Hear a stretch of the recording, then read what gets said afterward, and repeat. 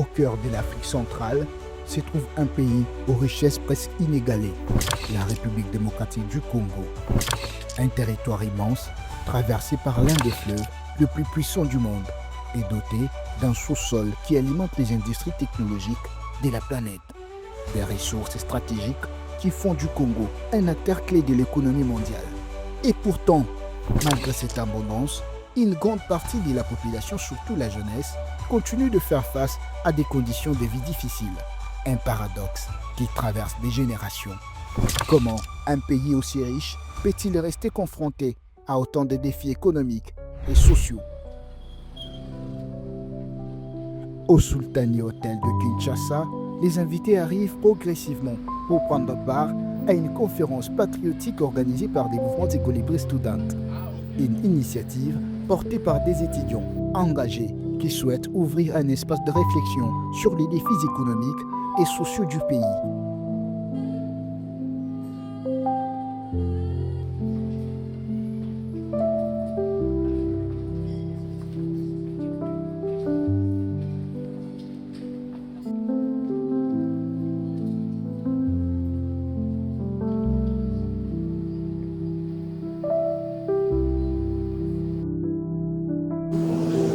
Alors, je suis Gaston Boilly, journaliste à Bravo Télévision et présentateur des émissions. J'ai pour habitude de m'amuser plus dans mon plateau de télé, mais aujourd'hui, j'ai choisi de sortir de ces plateaux pour un sujet très capital, un thème qui a une urgence nationale. La République démocratique du Congo, pays riche, mais jeunesse pauvre. Mesdames et messieurs, ensemble nous allons interroger ces paradoxes de la redistribution des richesses. La matinée débute par l'édition de l'hymne national des Congolais, un moment symbolique qui marque l'ouverture officielle de la rencontre.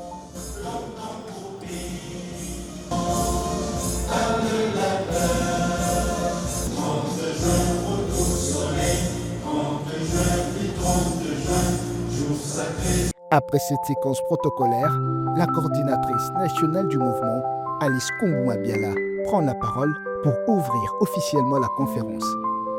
Mesdames et messieurs, honorables représentants des institutions de la République, très chers invités à vos rangs et qualités, c'est pour moi un honneur de vous accueillir à cette conférence de débat organisée par le mouvement de Colibri Students. Le thème qui nous réunit aujourd'hui, RDC, pays riche, jeunesse pauvre. Le paradoxe de la redistribution de la richesse. Ce thème interpelle nos consciences, questionne notre responsabilité et appelle une réflexion collective, sincère et orientée vers l'action.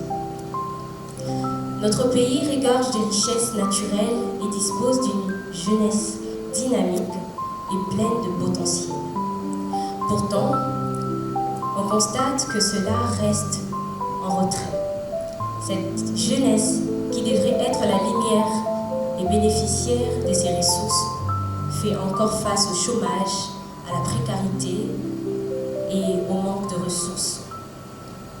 Cette situation ne peut pas être facultative, on le sait, mais plutôt doit interpeller chacun de nous à mieux gouverner nos ressources. Cette rencontre se veut un espace d'échange constructif à chaque fois où chaque idée de nous tous est transformée comme une solution d'avenir. Je vous prie de bien vous installer car nous allons commencer notre conférence. Je déclare ouverte cette conférence de débat et je vous souhaite un travail fructueux. Merci. La rencontre se poursuit avec la présentation du mouvement des Colibri Students. La commodité d'usage voudrait que je commence cette présentation par de simples salutations comme un bonjour. Mais puis au regard ces sensations de satisfaction qui m'animent, je voudrais et je suis tenu par le devoir de vous adresser les plus chaleureuses et respectueuses salutations. Mesdames et messieurs, chers panels, chers invités d'honneur, Serge, bonjour. Il y a une année et quelques mois, l'école des pré-students était seulement une année. Il y était seulement une idée qui réunissait quelques étudiants afin de réunir des solutions, afin de réunir des thématiques. Ces étudiants étaient préoccupés pour l'avenir de notre pays. Au départ, on n'avait ni moyens importants, ni grande structure, mais on était convaincus d'une chose, que la jeunesse congolaise peut transformer la RDC si elle est consciente, formée et engagée. Au départ, cette vision s'étendait seulement dans l'enceinte de l'ISP Gombe, mais on n'était qu'un petit groupe au départ, mais on avait une grande vision. Comme toute grande vision sincère, l'école des pré-students a grandi. Aujourd'hui, l'école des pré-students est représentée dans plusieurs universités, rassemblant des jeunes qui ont la volonté de servir, d'apprendre et de construire. On parle seulement d'école des pré-students étant en mouvement, mais aujourd'hui, l'école des pré-students n'est pas seulement un mouvement, c'est un aspect. Avec une direction, une vision claire et des objectifs bien précis.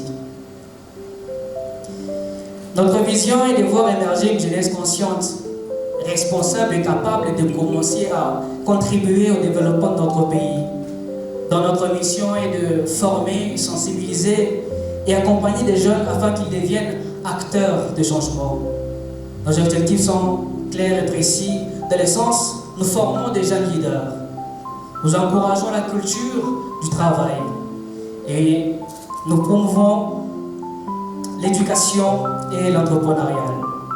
Nous sommes venus aujourd'hui non seulement pour débattre, mais pour réfléchir ensemble à l'avenir que nous voulons bâtir pour notre jeunesse.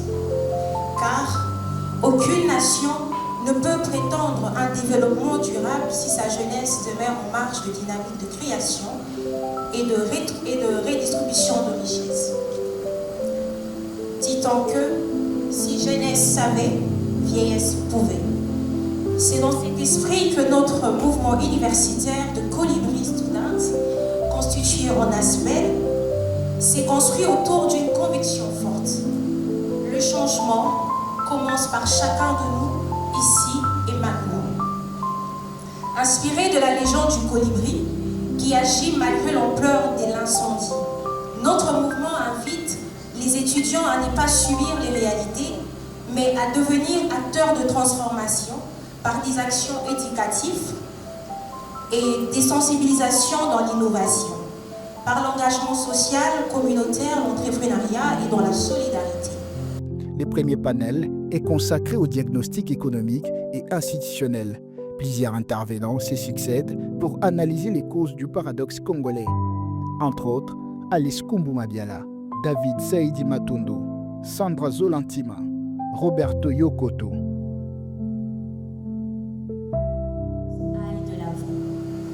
Alors aujourd'hui, j'aimerais vous demander d'être attentifs car nous allons ensemble voyager un peu par rapport à ces thèmes merveilleux. Mais avant de commencer, j'aimerais demander qu'on me projette la vidéo du colibri qui était projetée au début, mais avec le son, de sorte que tout le monde comprenne de quoi il s'agit.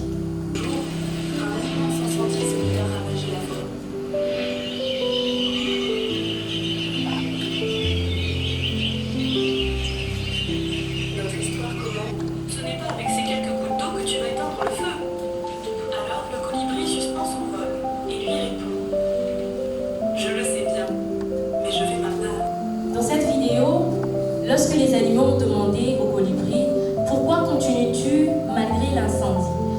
Qu'est-ce que le colibri Colibri a répondu. Quelqu'un peut me dire? Je fais ma part.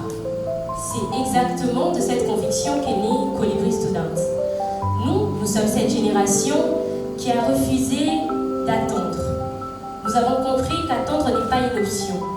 Nous avons compris qu'agir est une responsabilité. Et nous avons refusé de dire quelqu'un d'autre le fera à notre place. Parce que quand vous venez de voir, les animaux se disaient qui peut éteindre le feu, qui va le faire. Tout ça, c'était de la procrastination. Ils se disaient peut-être quelqu'un d'autre peut le faire à leur place. Mais nous sommes cette génération, nous sommes dit, nous refusons de dire que quelqu'un d'autre le fera à notre place. Nous refusons de dire que c'est trop grand pour nous. Parce que quand on parle d'incendie, on parle de la forêt.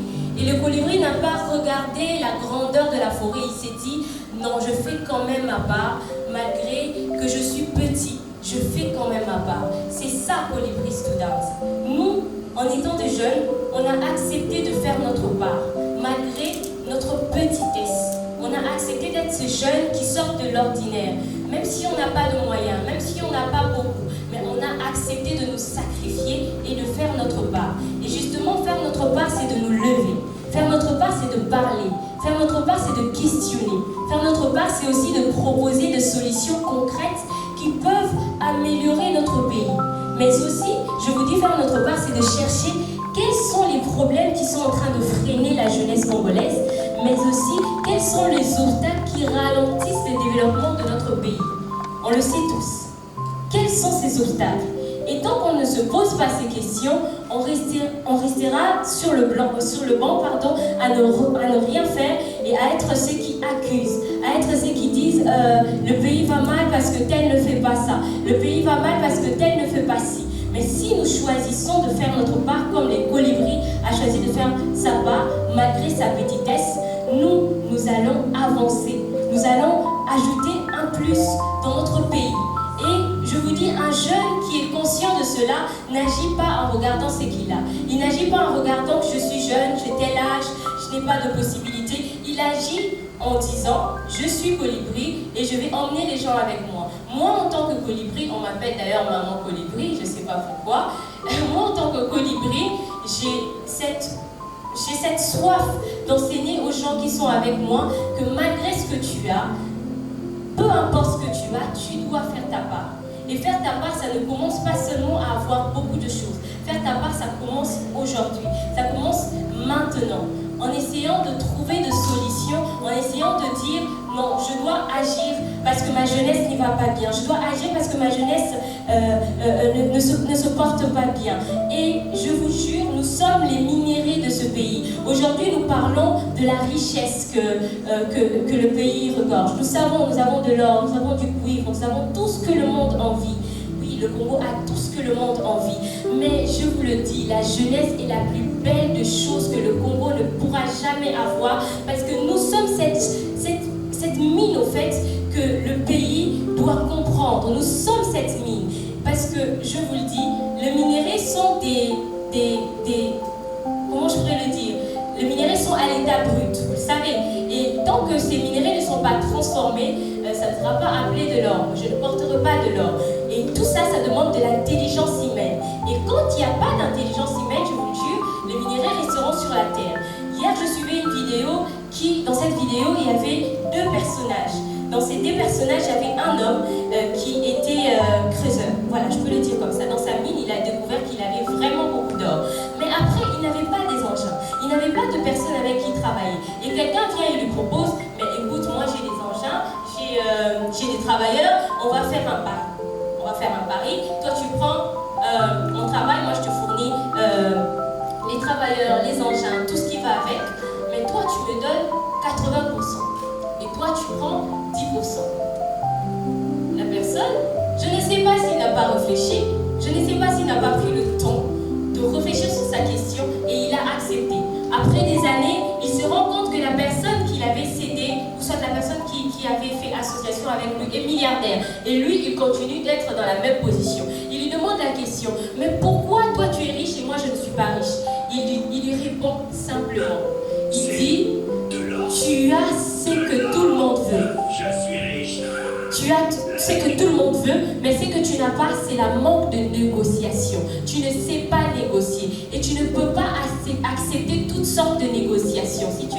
intelligent, tu n'aurais pas dû accepter la proposition que je t'ai faite. Parce que c'est ta mine à toi. Tu ne peux pas prendre 10% et moi, un étranger, prendre 80%. C'est la situation de notre pays et vous le savez tous. Vous le savez tous. Donc nous sommes là pour discuter sur ce sujet et j'aimerais vraiment que chacun de nous soit ouvert. Chacun de nous ait cette rage de comprendre que nous prenons pas ce que nous méritons. Pourquoi? Parce que peut-être nous avons mal négocié. Et c'est aujourd'hui que nous devons faire l'effort de changer cette négociation. Et si nous ne le faisons pas, les choses resteront de la même manière. On aura une jeunesse qui est précaire, on sera toujours dans la pauvreté, on sera toujours en arrière, alors que le monde nous convoite. Quand on va ailleurs, on voit un jeune Congolais, je vous jure qu'on nous convoite. Parce qu'on se dit, ils ont tellement beaucoup de choses dans leur pays. Ils peuvent se faire des millions. Mais nous-mêmes, la jeunesse congolaise, on n'est pas conscient de cela. Déjà, dans notre mentalité, c'est bon, pays en haut de la caca moyenne, total caca, sauf que tu as misala, tu as misala, bon, la bannière entrepreneuriat, je vais revenir sur ça, la bannière entrepreneuriat, pour misala, les athées et tout ça, histoire de m'en sortir. Oui, c'est bien. Mais est-ce que vous faites de l'entrepreneuriat comme les Nigériens? Répondez-moi. Parce que les Nigériens, quand ils font de l'entrepreneuriat, c'est pas pour acheter du pain. Ils commencent une affaire de 0 francs pour qu'un jour il achète une voiture, pour qu'un jour il investisse sur sa jeunesse. Et nous, en tant que jeunes, on ne doit pas faire de l'entrepreneuriat pour simplement satisfaire à nos besoins personnels, mais aussi cet entrepreneuriat que nous devons faire, ça doit être un entrepreneuriat qui va satisfaire le besoin social. Si ça satisfait le besoin social, c'est là qu'on pourra s'appeler entrepreneur et on pourra s'applaudir. Je vous dis et je vous remercie.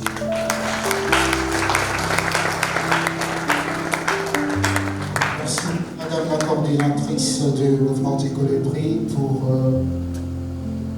votre mot dans notre paradoxe de ce matin. Mesdames et messieurs, nous allons entrer dans le vif du sujet. On dit souvent que pour soigner une plaie, il faudrait en sonder la profondeur. Et la profondeur sera avec M. Roberto Yakoto, il est secrétaire du Conseil national de la jeunesse. Alors, déjà, monsieur le secrétaire, une première question. Comment l'État accompagne-t-il les ambitions de la jeunesse? Mesdames et messieurs, sous vos applaudissements, nous accueillons monsieur le secrétaire général qui va nous parler, qui va nous éclairer sur le rôle de son institution face à la pauvreté de la jeunesse. Avant de pouvoir répondre à la question qui m'a été posée, permettez-moi de pouvoir apprécier ce merveilleux travail, cette très belle activité qui a été organisée par le Colibri Student. Est-ce qu'on peut acclamer pour plus, s'il vous plaît?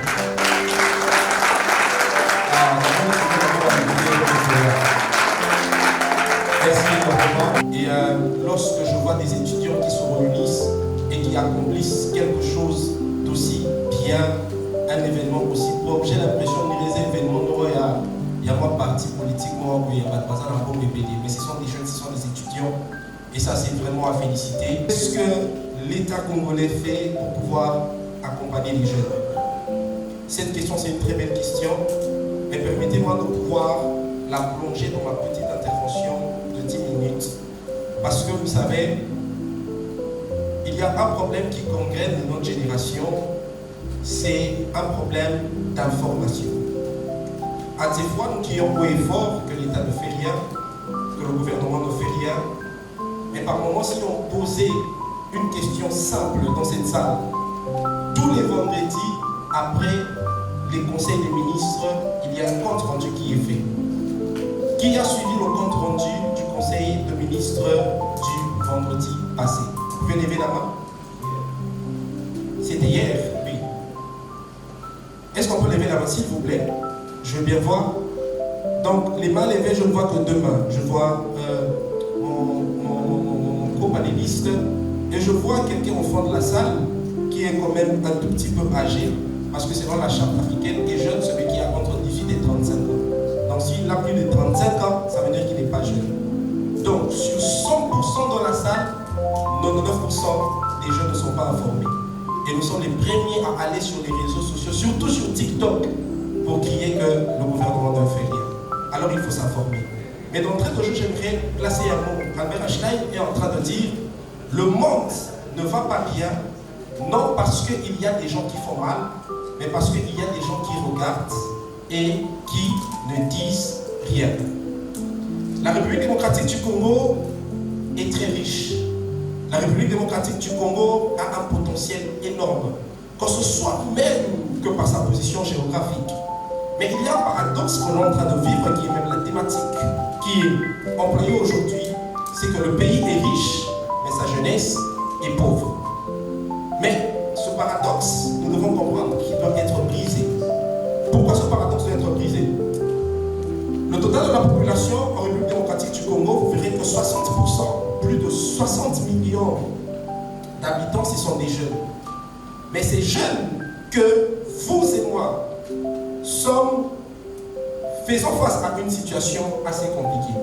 C'est que par moment, soit on nous met en pause, ou soit en attente par rapport à tout ce qui doit être fait pour nous, ou soit par moment, ce sont des promesses qui ne se réalisent pas. J'ai suivi un jeune sur les réseaux sociaux, dire un jour, le chef de l'État au début de son mandat, il avait dit qu'il va donner du travail à tous les jeunes. Vous avez suivi ça? Quelqu'un a entendu parler de cela? Mais après, il y a quelques mois, il a encore dit que le gouvernement ne peut pas employer tous les jeunes. Vous avez encore suivi ça? Et il a commencé à faire des commentaires. Mais moi, j'étais assis dans ma place, un tout petit peu comme un colibri. J'étais en train de mener une réflexion. Aujourd'hui, on m'appelle Excellence, même si je ne suis pas Excellence, on m'appelle Honorable. Et peut-être que les gens ne le savent pas, mais je pense que ça a été dit à la télé, donc ils essaient de vous combattre. En tant que membre du Conseil national de la jeunesse, je ne suis pas payé, je n'ai pas un salaire. Ok? Vous imaginez, vous, un jeune qui fait 5 ans d'université, la logique, c'est soit de continuer son master, c'est quelque chose que je suis en train de faire en ligne, mais pour certains aussi, c'est de pouvoir faire quoi? Chercher du travail pour pouvoir gagner de l'argent et construire sa vie. Mais pourquoi nous nous engageons dans cette lutte? Pourquoi nous nous disons, avec le peu de connaissances que nous avons, nous voulons l'offrir à la jeunesse congolaise et pourquoi pas au peuple congolais? Au-delà des questionnements, au-delà des murmures, la bonne question à se poser, c'est qu'est-ce que moi je fais pour ce pays? Vous savez ce que Albert Einstein a dit? En réalité, c'est un appel à la responsabilité. Beaucoup de frères et sœurs, plus de 60 millions d'habitants. Si aujourd'hui le gouvernement doit commencer à employer tous ceux qui ressortent des universités, ok? Si aujourd'hui on doit donner l'emploi à tout celui qui a fini avec le système LMD après 3 ans, après 5 ans, où est-ce qu'on va nous placer? Mais au-delà de tout cela, il y a une chose que nous devons comprendre, c'est que nous avons notre part à faire. Et au niveau du Conseil national de la jeunesse, étant sous tutelle du ministère de la jeunesse, il y a différentes stratégies qui ont été mises en place. Si vous allez sur les réseaux, sur Google ou sur Chrome et tout ce qui va avec, vous tapez www.cnj.org, vous allez tomber dans le site officiel du Conseil national de la jeunesse. Le Conseil national de la jeunesse, comme je l'ai dit, c'est cet organe qui réunit, c'est cet organe qui contrôle, c'est cet organe qui organise tout ce qui est structure, organisation des jeunes. Mais au-delà de pouvoir se limiter là, nous avons mis des stratégies en place. Dans notre plan stratégique quinquennal 2025-2029, il y a tout un programme qui a été étalé pour pouvoir jouer un rôle catalystique ou soit être un catalyseur. Parce que le problème aussi qui nous manque aujourd'hui, c'est que je suis sûr que dans cette salle, il y a des très bonnes idées. Dans cette salle, il y a des personnes qui réfléchissent bien. Dans cette salle, il y a même des entrepreneurs qui ont des projets, mais qui n'ont pas de financement, n'est-ce pas? Est-ce que les entrepreneurs sont là? Merci beaucoup. Et par rapport à tout cela, nous nous sommes dit, nous devons de pouvoir organiser toutes ces choses afin de pouvoir être cet élément qui va impulser, que ce soit le gouvernement de par le ministère de la jeunesse et ensuite par tous les autres ministères qui restent. Et dans tous ces programmes qui ont été mis en place, comme je l'ai dit, nous venons parce que le Conseil national de la jeunesse ne donne pas du travail. Même le président a dit que le gouvernement ne donne pas du travail. Si vous avez au conseil, mais nous, ce que nous pouvons faire, nous, ce que nous pouvons mettre en place pour cette jeunesse, ce sont les moyens pour qu'ils puissent atteindre les objectifs qu'ils veulent. Aujourd'hui, il y a un problème très simple. C'est l'inadéquation entre ce que nous étudions et la demande au niveau du marché d'emploi en République démocratique du Congo. Vous voyez un tout petit peu, juste avec cet élément, vous comprendrez avec moi qu'aujourd'hui, un peu comme moi, j'ai fait cette erreur-là. La salle à économie, mais bon, on va voir comment compenser les erreurs, parce qu'il ne faut pas rester sur ça. J'ai fait l'économie, mais combien d'économistes il y a en République démocratique du Congo? Combien de magistrats, des maîtres avocats sont en République démocratique du Congo? Mais le problème avec notre système d'éducation, ou même avec nous-mêmes, c'est que nous voulons aller dans des filières qui paraissent belles. Mais au-delà de ça, il y a un vrai problème, il y a une vraie demande en République démocratique du Congo dans le domaine agricole. On a plus de 80 000 hectares de terres arables. Dans le secteur minier, est-ce qu'on a un programme des mines dans nos universités? Je ne pense pas. Je ne sais pas s'il y en a, mais je ne pense pas. Mais on crie ici, nous avons des richesses énormes. Mais ceux qui puissent au moment où nous avons pour ça, c'est un plaidoyer que le Conseil national de la jeunesse est en train de faire au niveau du ministère de l'enseignement supérieur et universitaire, et voir même comment est-ce qu'on doit déjà redynamiser les choses au niveau de nos écoles. Au-delà de tout cela, en tant que membre du Conseil national de la jeunesse, en tant que représentant de la jeunesse, parmi tout ce que nous faisons, il y a aussi des programmes que nous mettons pour les entrepreneurs. Je pense, si je ne me doute pas, le 7 mars, nous aurons une matinée avec le FOGEC, le Fonds de garantie des entrepreneurs congolais. Ok? Ça sera un programme où ceux qui ne reçoivent pas des financements, vous venez au Yoki, arrêtant de rester dans ce cocon, on s'attend à ce que le pays puisse nous donner le travail. Arrêtons de rester dans ce cocon où on se dit, si, n'a pas l'honneur, colonel Néné là.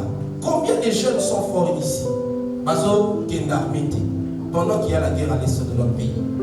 Moi je suis en train de réfléchir. On m'a dit si j'ai fait l'armée, je ne peux plus faire autre chose. C'est comme ça que je suis en train de réfléchir. Mais il y a ce besoin qui est là.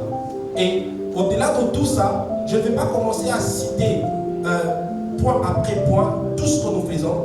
Mais de manière générale, le Conseil national de la jeunesse est là pour pouvoir pousser ce que les jeunes font. Pour pouvoir mettre en place, si je peux me permettre de le dire, des endroits où les jeunes peuvent trouver un pont entre eux et le gouvernement. C'est ça notre travail à nous. Et le gouvernement est en train de faire beaucoup. Je ne vais pas aller très loin. Est-ce que quelqu'un a entendu parler du programme des jeunes congolais? Quelqu'un a entendu parler de cela? Le programme des jeunes congolais, c'est un programme qui touche à l'emploi et à l'entrepreneuriat des jeunes. Et ce programme sera un programme qui va beaucoup aider la jeunesse. Du Congo, j'invite Madame Sandra Zolantima à prendre la parole. Elle est promotrice du salon d'un prix. Madame Sandra, la parole est à vous. Bonjour à tous. J'espère que vous m'entendez. C'est un matin agréable de me retrouver en face des jeunes. Et ce matin, je m'adresse à la jeunesse. C'est vrai que je pourrais lire ce que j'ai prévu pour vous, mais je pense que le faire librement est la meilleure façon. Le numérique et l'économie créative. Une opportunité de richesse pour la jeunesse du Colibri Student. J'aimerais poser une question dans la salle. Qui attend que la RDC et Bonga, Boyé à Bonga, peut lever sa main? Je vois qu'il n'y a personne. Donc personne n'attend que la RDC Bonga pour que sa vie est Bonga. Alors ce qui veut dire en un seul mot, le Congolais ou le jeune que vous êtes capable.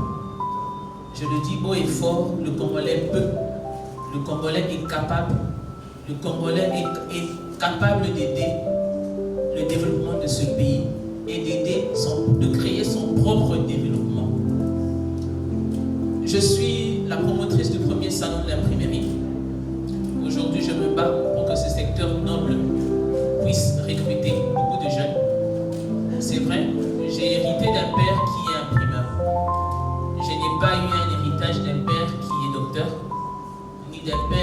juriste, ni d'un père qui a travaillé en tant que politicien. J'ai eu la grâce d'hériter ça. Un héritage noble, je le dis toujours, un héritage qui fait des marques, un héritage qui donne des visibilités, et un héritage qui impose des noms dans ce pays. Tout ce que nous voyons vient du numérique et du digital. Tout ce que nous portons, les habits que nous mettons sur nous, regardez derrière, il y a une étiquette. C'est fait par un codeur.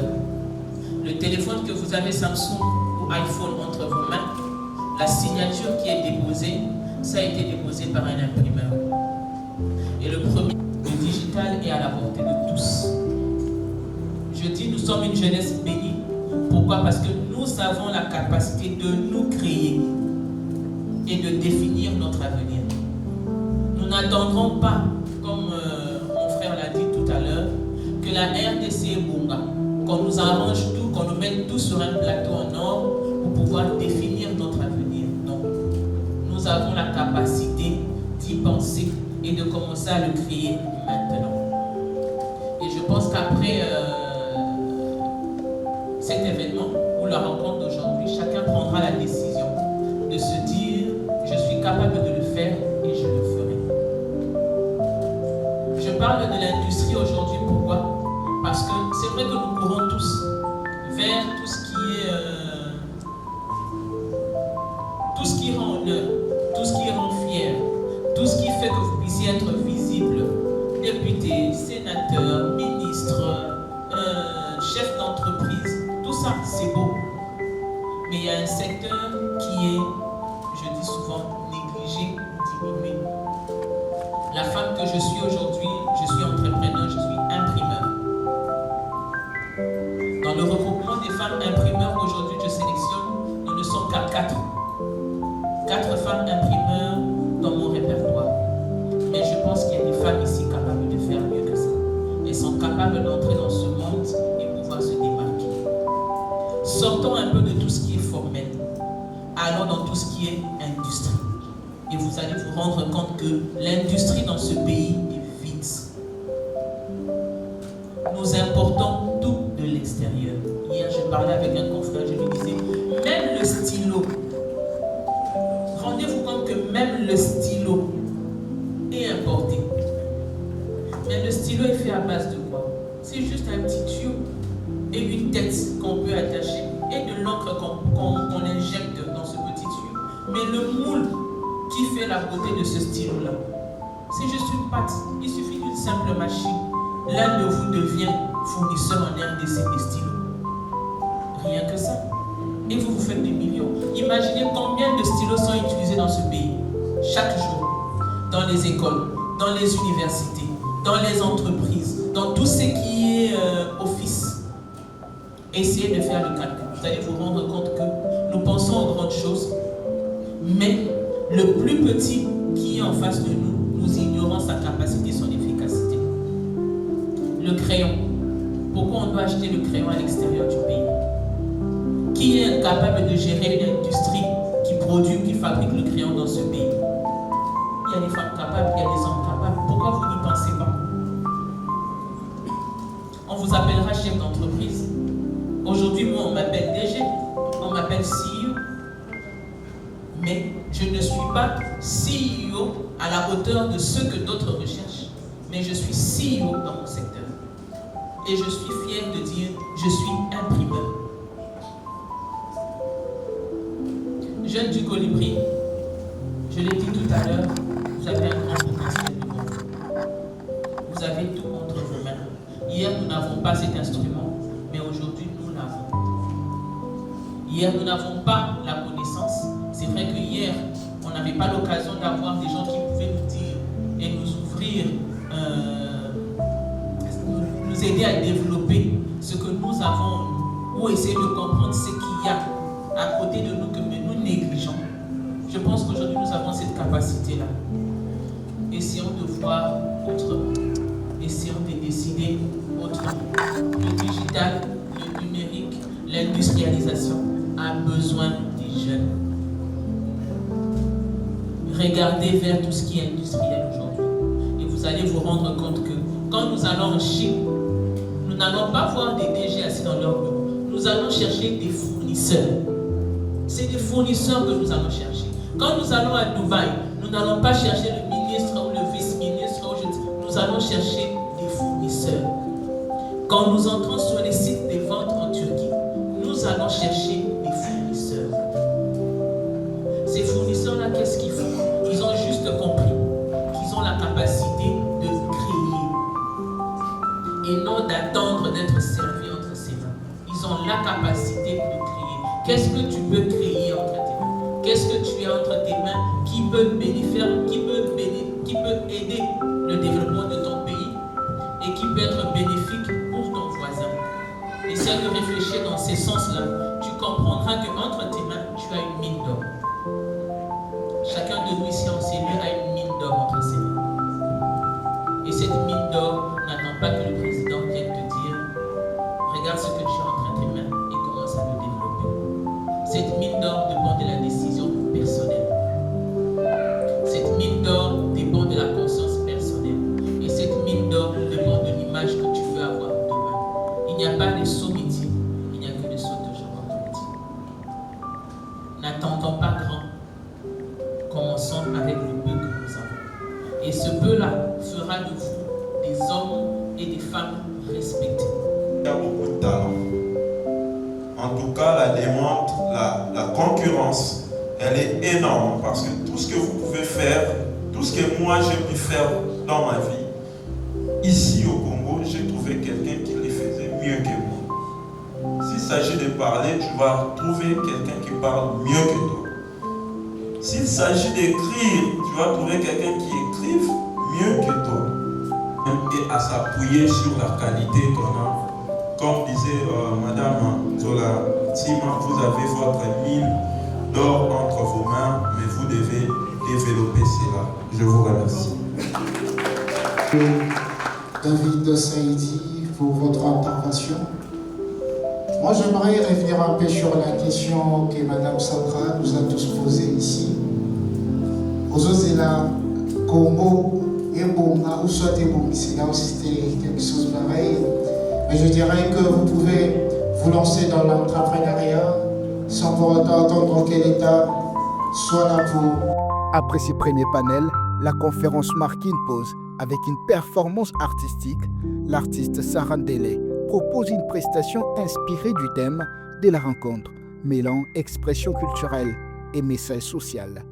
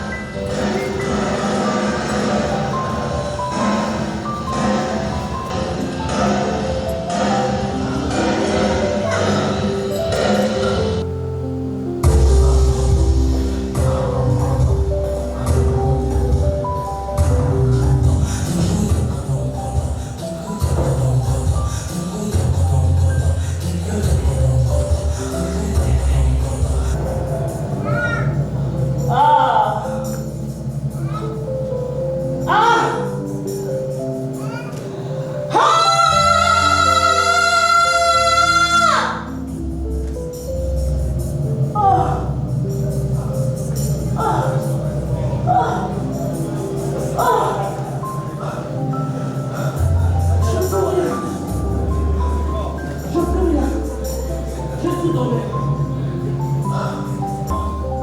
J'en ai plus. Je creusais, mais rien à manger. J'ai trop faim.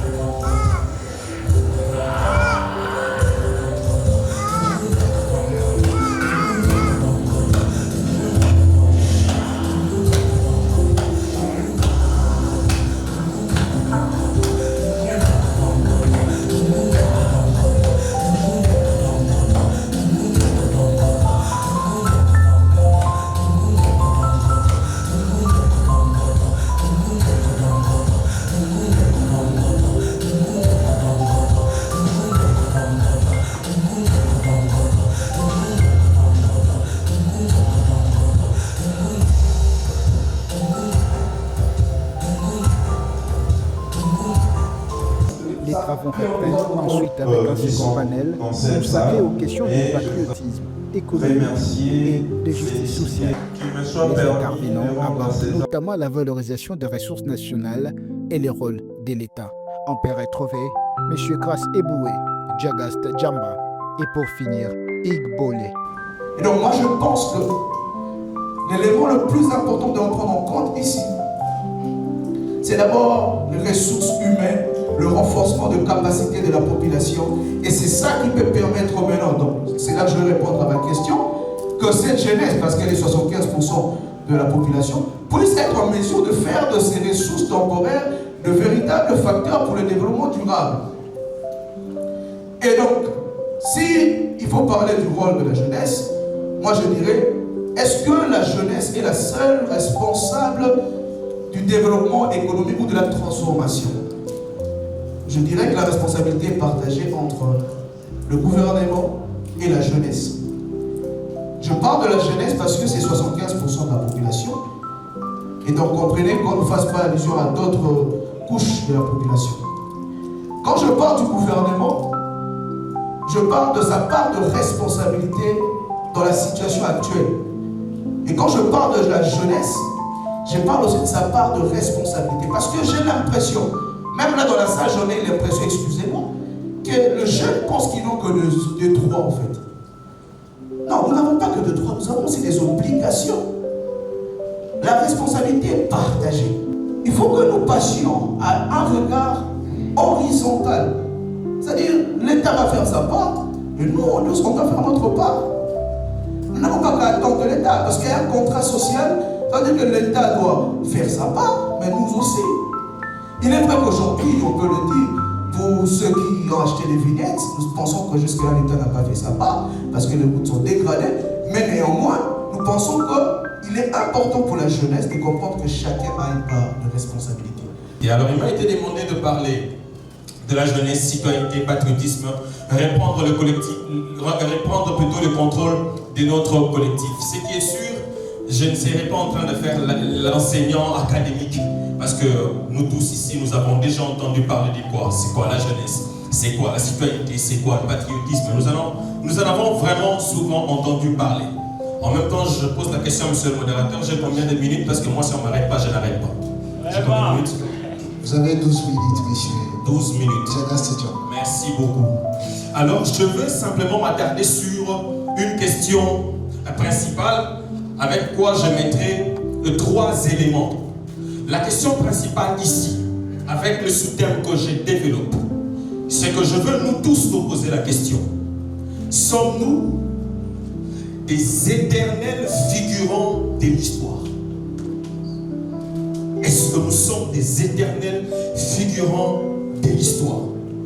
Je vais parler des fausses conceptions de ces 3 éléments, jeunesse, citoyenneté, patriotisme, les vraies conceptions, et ensuite je vais dire ce qu'il faut faire pour ma part, ce que je pense. La jeunesse. Et aujourd'hui, beaucoup partout on parle de jeunesse, jeunesse, jeunesse, jeunesse, jeunesse. Et généralement quand on parle, j'entendais les intervenants qui m'ont précédé parler de ça. Et c'est bien, je le vois souvent naviguer surtout avec les statistiques chiffrées. Tout ça c'est bien. Mais pour ma part, je n'aime pas beaucoup voir la jeunesse comme statistique. 75%, 60% de ceci, 50% de ceci, on a financé à telle hauteur. J'aime voir la jeunesse comme force stratégique et alternative. C'est ça que j'aime voir. Est-ce qu'aujourd'hui nous sommes une force réelle? Est-ce qu'aujourd'hui nous représentons l'alternative? Nous, jeunesse. Qu'est-ce que je n'aime pas voir comme jeunesse? Qu'est-ce que je ne veux pas voir comme jeunesse? C'est-à-dire la fausse conception de ce que je n'aime pas entendre comme jeunesse. Généralement, dans plusieurs panels où nous participons, nous entendons beaucoup d'intervenants. Assez souvent, la jeunesse se base sur un combat des générations.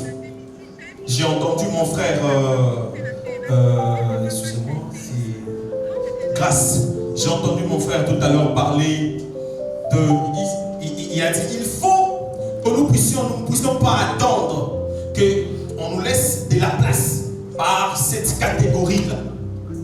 Et assez généralement, plusieurs développent cela dans le sens d'un combat. Ça veut dire, les vieux, ils sont là, nous sommes de ce côté des jeunes, il faut qu'on fasse le combat de sorte que eux, ils partent et que nous puissions les remplacer. Nous l'entendons souvent.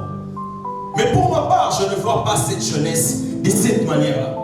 Jeunesse des combats des générations. Pourquoi? Parce que, vous vous souviendrez, nous allons nous souvenir, lorsque le colon part en 1960, les personnes qui prennent ce pays, pour la plupart, je ne sais pas s'il y avait quelqu'un qui avait 50 ans, c'était des jeunes. Lumumba avait, je crois, 35 ans. Kasavubu était dans 38, 39 ans. Mobutu avait 30 ans. Bolikango, qui sais-je encore? Ils étaient dans la vingtaine, la trentaine, à la limite quarantaine. Mais c'est la même jeunesse qui, lorsqu'ils ont pris le contrôle de ce pays, les colons que nous avons chassés autrefois, ils nous ont laissé autrefois limiter. J'aime souvent donner cet exemple parce qu'on parlait des industries ici.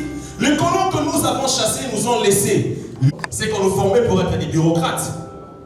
On ne nous formait pas pour être des chefs d'entreprise. La mentalité, elle est restée jusqu'aujourd'hui. Ça ne s'arrête pas là. Parce que je parle jeunesse, citoyenneté, patriotisme. Le citoyen, en fait, je ne veux pas faire une définition livresque. Mais la citoyenneté, généralement, navigue avec le civisme et la civilisation. Aujourd'hui, c'est qui les bons citoyens? Je suis parfois choqué, outré, de voir et d'entendre, lorsqu'on parle d'un bon citoyen, assez généralement, c'est ce citoyen-là qui parle un très bon français, qui est en costard, qui parle un très bon français, qui est en costard, qui, je ne sais pas moi, a des contacts, ceci, cela. C'est peut-être un aspect des choses. Mais j'ai comme l'impression que nous sommes très limités. Parce que regardez déjà, dans nos écoles, dans les sociétés, quand je disais que les bons citoyens qui parlent français, ce n'est pas de notre faute. Regardez dans notre système d'enseignement. Depuis que nous grandissions, on a donné plus de privilèges au cours des français, 50 points, 60, 50. Mais le cours de civisme qui forme des bons citoyens, lui, il a 5, 10 points. La conférence s'est poursuivie avec la présentation des livres patriotiques, suivie d'une vente aux enchères symbolique destinée à soutenir l'initiative et encourager la diffusion des idées. Avant la clôture officielle de cette activité, des réactions ont été enregistrées.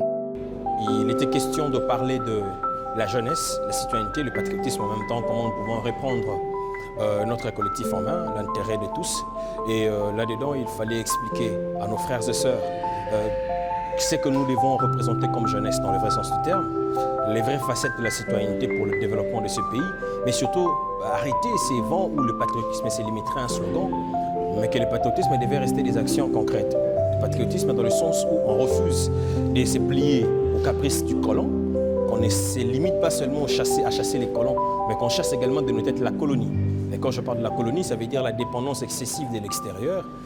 Ces mêmes forcières qui ont coupé les bras de nos ancêtres veulent aujourd'hui faire du néocolonialisme. Ça, nous devons le refuser en tant que Congolais d'abord. Ça n'appelle pas à une coloration politique, mais ça appelle d'abord, avant tout, à une conscience patriotique. Voilà pourquoi nous étions tenus de le dire à nos frères et sœurs avec qui nous partageons les mêmes idéaux, les mêmes convictions du pays, même si il peut être vrai que nous ayons des divergences sur les points de vue politiques, parce que chacun a sa ligne politique, mais du moins nous devons converger sur un élément simple, un élément évident, c'est que la patrie doit passer au-dessus de nos colorations politiques, au-dessus de nos sentiments politiques, au-dessus de nos aspirations partisanes. Parce que la patrie est notre soubassement, la patrie c'est notre point d'intersection, et nous ne pouvons rien si ce pays partait entre les mains du colon. Voilà pourquoi nous avons décidé de changer avec nos frères et sœurs de la RDC. Premièrement, j'aimerais remercier les organisateurs et encourager l'initiative.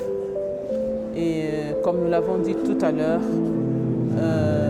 Colibri Student, vous avez la mine d'or entre vos mains. Tout se trouve entre vos mains. Beaucoup de courage à cette initiative qui est noble, que je respecte et que j'encourage. La jeunesse congolaise peut, la jeunesse congolaise est capable et la jeunesse congolaise peut construire. Je crois fermement que ce que nous avons fait aujourd'hui n'est qu'une première pierre que nous avons posée. Et dans les jours à venir, nous parlerons de Colibri Student en plus grand que ça. Bonjour, je suis Roberto Yokoto, secrétaire exécutif au sein du Conseil national de la jeunesse, mais aussi président de la dynamique Influence Positive. Alors aujourd'hui, nous avons pris part à cette conférence débat de Colibri Student, une initiative noble menée par les étudiants pour pouvoir réfléchir sur toutes les questions qui touchent à la jeunesse, mais aussi qui touchent au pays, parce qu'on ne peut pas dissocier les deux. Et une organisation mise en place de manière excellente, des co-panélistes à moi qui étaient excellents. Et je pense que nous sommes tous en train de ressortir de cette conférence armée et prêts à pouvoir faire notre part pour la République démocratique du Congo.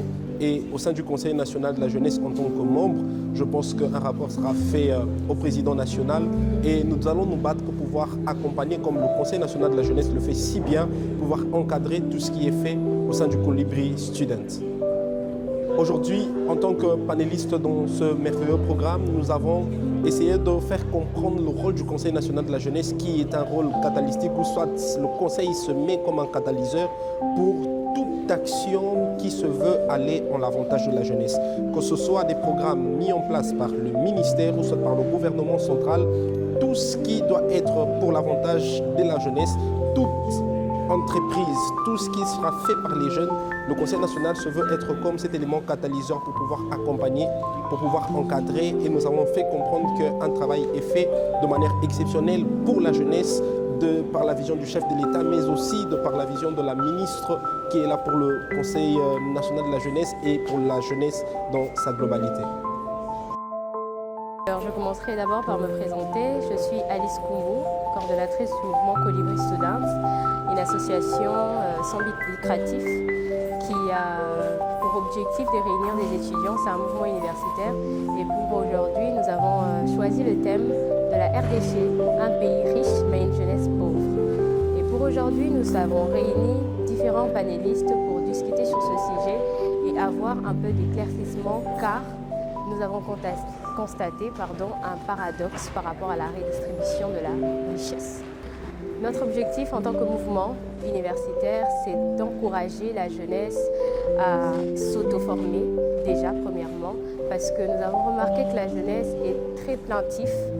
Ils se plaignent du gouvernement, ils se plaignent de choses qui ne vont pas. Alors nous, en tant que Colibri, on a choisi de faire notre part. Nous nous sommes inspirés de Pierre Abi, qui est le fondateur du mouvement Colibri en Algérie. Et nous nous sommes dit, pourquoi ne pas créer ces mouvements universitaires ici au Congo et dans l'avenir étendre cela partout. Je suis derrière Colibri, mes amis. Nous sommes une association de la jeunesse. On s'est concerté. C'est un groupe de jeunes engagés, dévoués. Et nous sommes là en train de travailler pour notre nation. Mon intervention, c'était sur le thème justement. Le thème, c'est la RDC, pays riche, jeunesse pauvre.